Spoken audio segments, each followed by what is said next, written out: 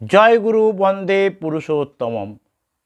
এই শ্রাবণ মাস শ্রী শ্রী বড় মার শুভ জন্ম মাস। শ্রী শ্রী ঠাকুর বড় মাস সম্বন্ধে কি বলে গেছেন?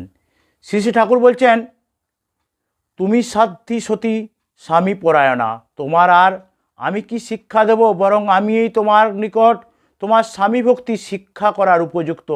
পারো তো তুমি আমার যতদূর পারো চালাইয়া লইও।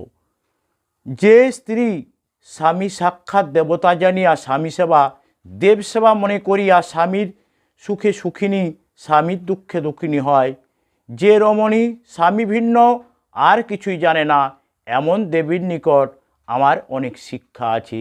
শ্রী শ্রী ঠাকুরের কথা বললেন, আপনাদের ঠাকুর যদি নারীদেহ নিয়ে জন্মাতো তাহলে তার যে রূপ হতো তাই ওই বড় বউ। বড় বউ না হলে আমার লোকজীবন এমন নিরুদ্বেগ হতো না।